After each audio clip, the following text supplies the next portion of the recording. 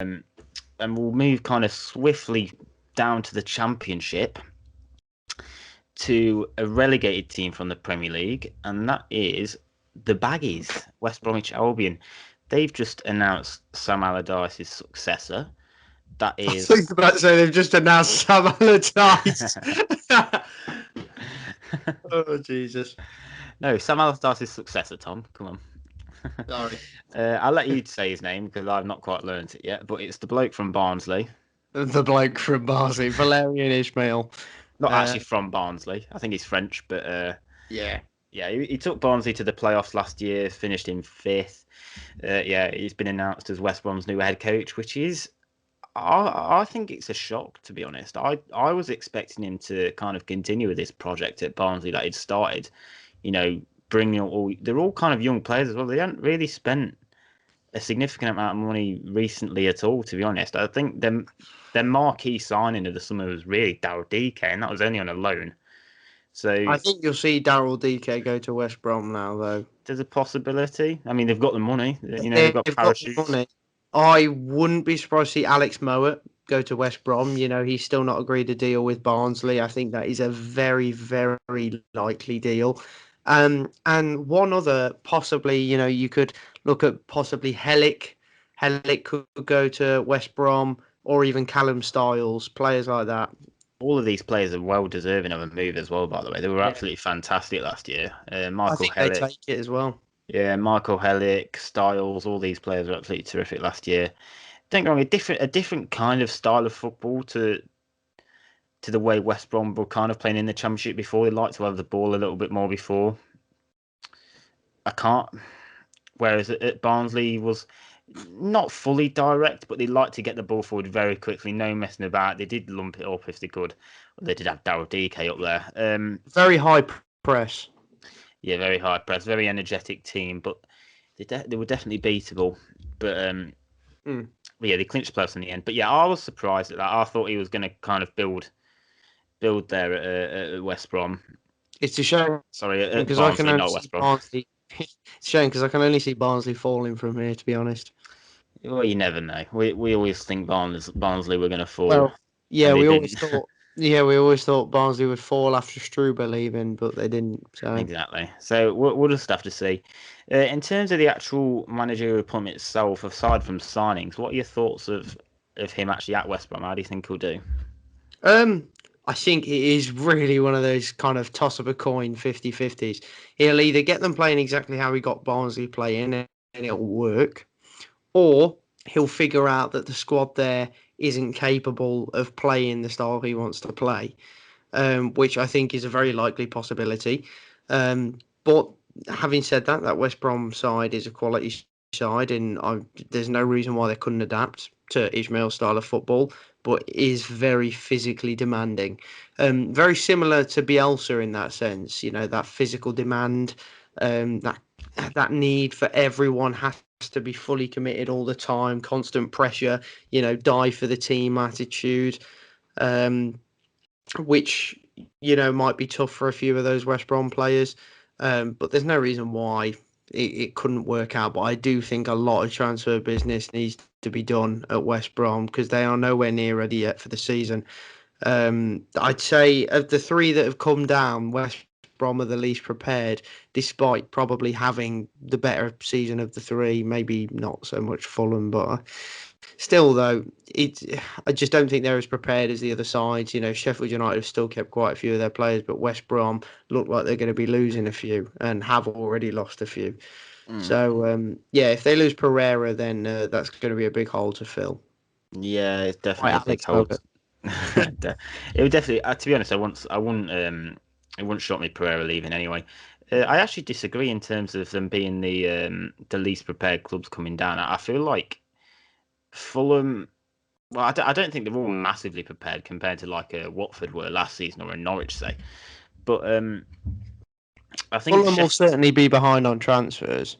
They will be, and the managerial speculation does play on that a little bit. We don't really know what's happening with that yet. Sheffield United are, like you say, they've kept a lot of their players, but they have also changed manager who plays a different style to Chris Wilder. Wilder was obviously linked with Baggies as well at one point, Oh, yeah. but yeah, I guess we'll just have to see where that goes. I mean, a more open championship's better for me, but I think with parachutes, with especially Sheffield United coming down as well, um, I think it will make for an interesting window. But in terms of the actual appointment, I actually quite like it.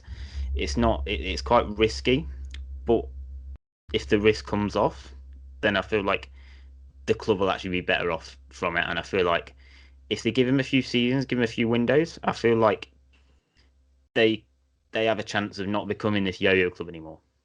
Yeah.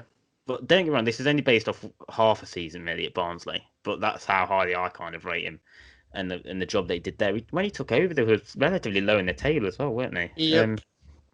So yeah, that kind of just If says he it can all. do that with that group of players, then there's no reason why he can't do it with a bigger quality of players. For me, it's all down to Ismail's transfer business, and if he looks at bringing in some of the Barnsley lads, then at least they're faces that he can trust and know can play the way that he wants to play. But you can't just rely on that because you can't guarantee all of them will be allowed to leave or even leave, other than probably Mowat. But I really feel like, although, he might have, you could say he got lucky with the signing of Daryl DK. That takes some serious, I'd say that takes some serious scouting to find a player like that.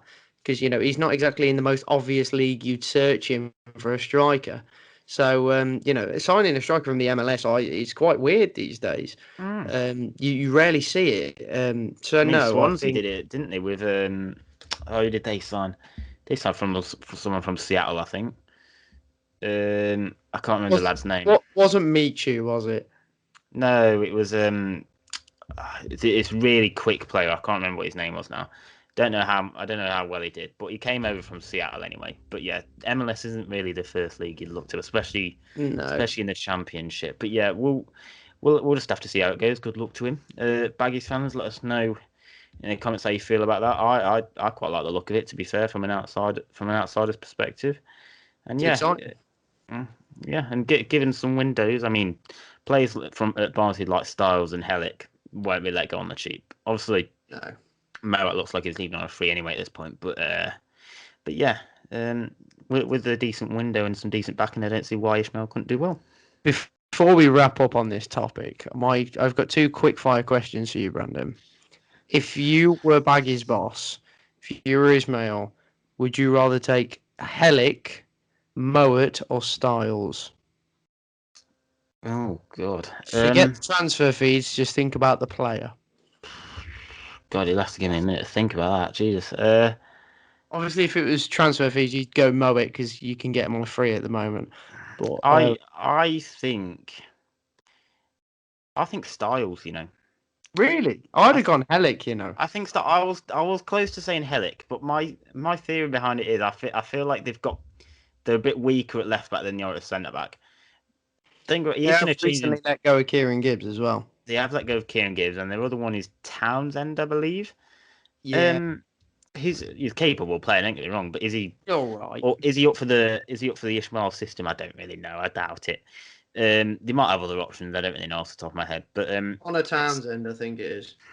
yeah, it's centre back. I think they've got some half decent options there. Ajayi, Bartley, I still think they need strengthening, especially I don't know about strengthening, but they need players that I guess more suited to his system, like Hellick, for example. But I feel like Styles would probably be a bit more important because I think even in midfield they've got like Livermore and so on. So I don't know. We'll just have to see, won't we?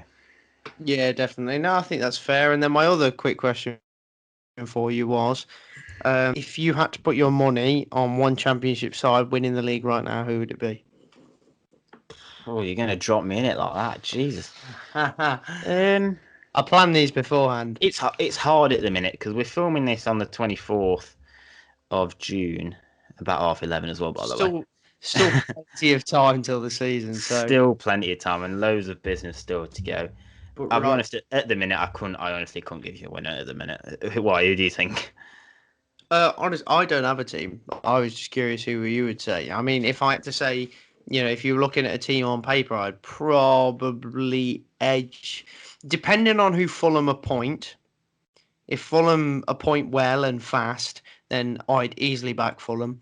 But right now, I'm backing Sheffield United. I think it'd have to be one of the teams coming down for me, but without seeing them yet under new managers, I don't know. I couldn't call it yet.